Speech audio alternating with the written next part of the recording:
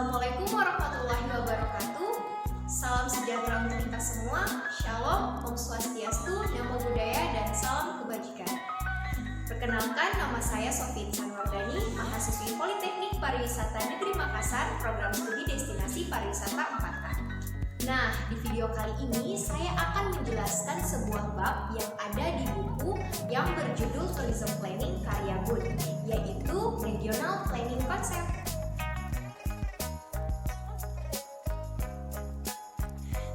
Nah, kali ini saya akan membagi 3 pokok pembahasan penting. Yang pertama, pengembangan pariwisata regional. Kedua, dasar konsep perencanaan. Dan yang ketiga, proses perencanaan. Nah, sebelumnya saya akan membahas sedikit mengenai pengertian perencanaan wilayah. Nah, perencanaan wilayah atau regional planning adalah upaya intervensi terhadap kekuatan-kekuatan pasar yang dalam konteks pengembangan wilayahnya memiliki 3 tujuan pokok, yaitu yang pertama, meminimalkan konflik kepentingan antar sektor, kemudian meningkatkan kemajuan sektoral, dan membawa kemajuan bagi masyarakat secara keseluruhan.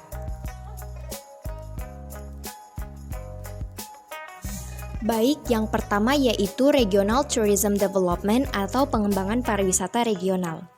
Pengembangan pariwisata regional dititikberatkan pada program-program pengembangan pariwisata, seperti peningkatan pelayanan fasilitas pada sebuah atraksi wisata, transportasi, promosi terhadap destinasi wisata pada sebuah wilayah, serta informasi seputar pariwisata di wilayah tersebut. Lalu, bagaimana pengembangan pariwisata di sebuah wilayah itu bisa dilakukan? Nah, semua ini bergantung pada increased participant atau peningkatan kunjungan wisatawan. Di sini dijelaskan bahwa jumlah wisatawan yang lebih banyak serta keterlibatan wisatawan dalam berbagai jenis kegiatan akan mempengaruhi pengembangan pariwisata di sebuah wilayah. Namun, tentu saja hal ini juga bergantung pada beberapa faktor. Yang pertama, permintaan tinggi. Perlu ada permintaan tinggi untuk mengunjungi wilayah tertentu. Dalam konteks ini berarti lebih banyak orang dari tempat asal mereka yang akan menunjukkan keinginan dan kemampuan untuk melakukan perjalanan ke wilayah tersebut serta berpartisipasi dalam berbagai penawarannya. Penawaran yang dimaksud adalah segala fasilitas dan pelayanan serta aktivitas wisata yang pada wilayah tersebut disediakan. Jika calon pengunjung tidak memiliki keinginan untuk mengunjungi wilayah ataupun melakukan perjalanan, hal ini otomatis akan mengurangi peningkatan kunjungan di wilayah tersebut. Selain itu, seseorang yang hendak melakukan kunjungan tersebut harus memiliki waktu, uang, transportasi, dan peralatan yang diperlukan untuk melakukan kunjungan atau perjalanan. Nah, selain 2 faktor tadi, ada juga faktor pasar yang diperluas, yaitu perluasan segmen pasar. Bagaimana cara kita meningkatkan segmen pasar?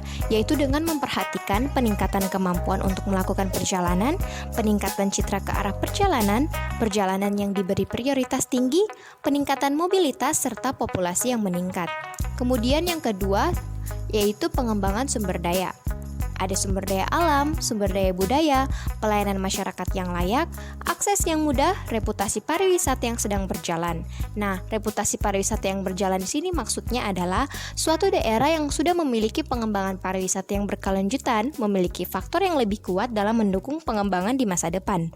Pengembangan yang ada seperti taman umum, taman hiburan, situs bersejarah, pantai, serta berbagai macam atraksi lainnya dapat memberikan banyak petunjuk tentang pentingnya relatif potensi sumber daya di suatu daerah dan merupakan fenomena pembangunan yang menguntungkan daerah tersebut. Nah, seperti penerimaan lokal terhadap pariwisata, kontrol pemerintah yang menguntungkan, lahan yang tersedia untuk membangun, ketersediaan pengusaha atau manajer, dan ketersediaan kelompok kerja. Nah, maksud dari ketersediaan kelompok kerja di sini yaitu pariwisata mempekerjakan berbagai kategori pekerjaan dari yang sangat terampil hingga tidak terampil. Sifat pembangunan akan menuntun para pekerja yang dibutuhkan dan apakah daerah harus mengimpor tenaga kerja atau memasok sendiri. Jika tenaga kerja baru diimpor, orang-orang akan menganggur dan dapat membenci kedatangan mereka serta menolak ekspansi pariwisata. Dan yang terakhir yaitu ketersediaan keuangan. Nah, topik yang kedua yaitu dasar konsep perencanaan pariwisata. Yang pertama yaitu penelitian. Di dalamnya ada posisi geografis, konten geografis, dan ekspresi landscape. Yang pertama, posisi geografis. Nah, posisi geografis ini mengilustrasikan elemen-elemen kunci dari posisi geografis suatu wilayah di permukaan bumi. Ini adalah hubungan tetap yang menempatkan suatu wilayah dalam konteks pengembangan pariwisata. Hubungan akses wisatawan ke daerah merupakan faktor penting dalam pengembangan pariwisata daerah. Perjalanan udara meningkatkan kemampuan banyak wisatawan untuk mencapai tujuan-tujuan terpencil, sedangkan perjalanan otomatis dibatasi untuk akses jalan raya. Kedua yaitu konten geografis. Konten geografis adalah metode penentuan geolokasi pengunjung situs web dan memberikan konten yang berbeda kepada pengunjung berdasarkan lokasi mereka. Nah, konten geografis ini termasuk menyediakan negara atau wilayah, negara bagian, kota, kode metro atau kode pos, organisasi, alamat IP, ISP, dan kriteria lainnya. Selanjutnya, ekspresi landscape. Landscape atau bentang lahan atau bentang alam merujuk pada susunan daerah tanah dan representasi visualnya, khususnya seperti yang digambarkan dalam lukisan. Memetakan karakteristik sebuah lahan dapat menunjukkan kualitas ekspresi landscape. Dari pemeriksaan ekspresi landscape akan sangat membantu untuk menyimpulkan 3 karakteristik utama universalitas, menunjukkan kesamaan karakteristik di suatu wilayah. Di sisi lain, wilayah tersebut dapat dibagi menjadi beberapa wilayah dengan karakteristik serupa. Akhirnya, penting untuk menyimpulkan bidang-bidang yang memiliki perbedaan yang tidak biasa. Ini adalah pendekatan sistematik untuk penelitian yang memberikan petunjuk untuk pengembangan pariwisata potensial. Selanjutnya, yaitu yang kedua, yaitu evaluasi potensial. Di sini terdiri dari demand atau permintaan, owner's reward, dan sintesis. Yang pertama, demand atau permintaan. Langkah selanjutnya adalah mensintesis temuan di atas dengan permintaan perjalanan. Disarankan untuk perencana adalah kriteria yang disimpulkan oleh penulis konsep ini, yaitu dengan memperhatikan 3 pokok, yaitu yang pertama, perwakilan dan permintaan, tren saat ini yang tidak ketinggalan zaman, indikasi tren di daerah yang bersaing. Kemudian selanjutnya, owner's reward. Untuk evaluasi potensi, tujuan agen tindakan harus ditambahkan dengan analisis sumber daya dan permintaan wisatawan. Pemilik dan pengembang memiliki tujuan berbeda baik di pemerintahan, perusahaan komersial, atau individu pribadi. Sebagian besar lembaga publik lebih fokus pada kesejahteraan sosial daripada tujuan mencari laba. Imbalan atau reward dari kepemilikan rumah vokasi terutama estetika dan rekreasi pribadi. Dan yang terakhir yaitu sintesis atau buatan. Sama seperti analisis yang memisahkan banyak faktor untuk pemeriksaan, hasilnya menuntut sintesis menjadi keseluruhan. Dan yang ketiga yaitu unit perencanaan suatu daerah, yang terdiri dari kompleks community attraction, sirkulasi koridor, dan the north attraction hinterland. Nah, selanjutnya kita masuk pada topik terakhir, yaitu proses perencanaan. Pada proses perencanaan ini terbagi atas beberapa langkah. Yang pertama, menetapkan tujuan. Tujuan utama dari rencana regional adalah untuk memberikan tindakan perencanaan pada topik-topik berikut. Yang pertama, solusi untuk kendala dan masalah, identifikasi zona tujuan dengan potensi terbesar, dan tujuan dan strategi tindakan. Tujuan opsional dapat mencakup konsep untuk proyek dan pernyataan kebijakan baru. Setelah selesai, tujuan-tujuan ini harus diungkapkan dalam 2 cara utama, bisa dalam bentuk dokumen dan forum publik.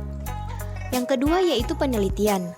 Langkah ini biasanya dapat dicapai melalui penggunaan data sekunder laporan, peta, literatur, dan berbagai macam data lainnya.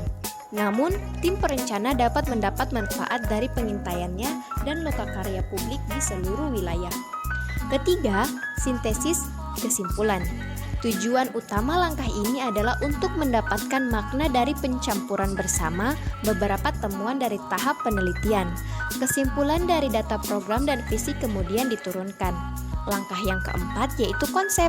Proses ini menggunakan langkah-langkah berikut. Yang pertama yaitu memetakan sumber daya alam dan budaya, memberi bobot dan menggabungkan peta-peta dengan komputer, serta menafsirkan zona dengan kualitas dan kuantitas faktor sumber daya tertinggi. Dan langkah yang terakhir yaitu rekomendasi. Rekomendasi ini terdiri dari beberapa poin lagi. Yang pertama ada pengembangan fisik, pengembangan program, kebijakan, serta prioritas.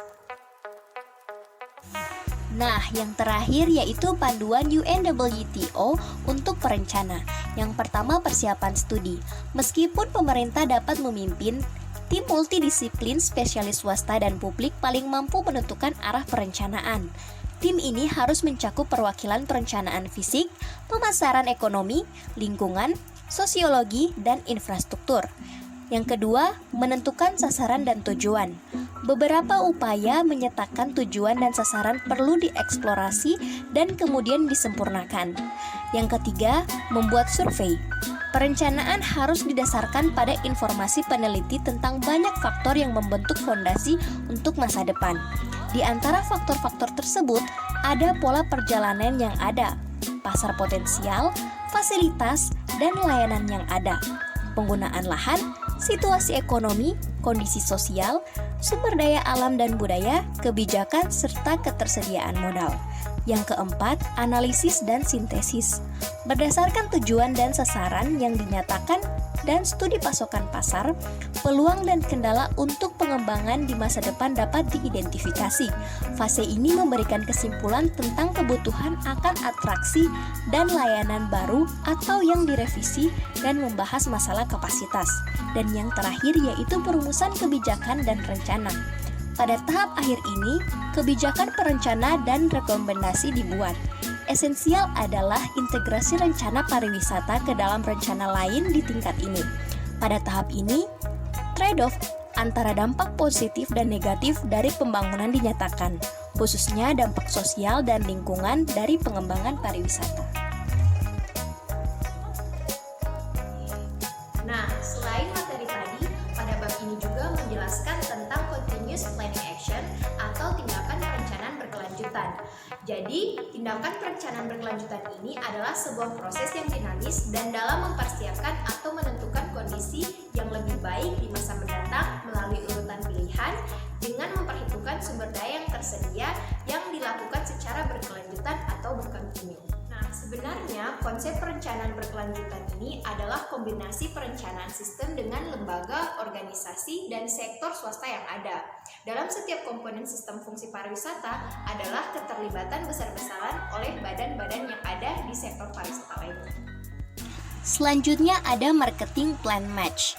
Marketing plan match atau kesesuaian rencana pemasaran merupakan salah satu bentuk persiapan yang dilakukan dengan tujuan agar semua orang bisa mengetahui tentang seputar produk-produk yang telah ditawarkan dan berusaha untuk membujuk mereka agar bersedia untuk membeli atau menggunakan produk yang telah kita tawarkan kepada pelanggan. Rencana pemasaran tentunya dapat dianggap sebagai sebuah aplikasi yang praktis dari strategi pemasaran. Rencana pemasaran sudah mencakup tentang proporsi penjualan, strategi penetapan harga, rencana penjualan, distribusi, dan perencanaan untuk periklanan dan promosi. Nah, itu dia beberapa materi yang ada pada buku Tourism Planning pada bab Regional Planning Concept. Semoga bisa menambah wawasan teman-teman semua, dan jika kalian suka video ini, silakan klik tombol like dan share ke teman-teman kalian semua. Mohon maaf atas segala kekurangan, dan terima kasih telah menonton video ini. Salam pesona Indonesia, wonderful!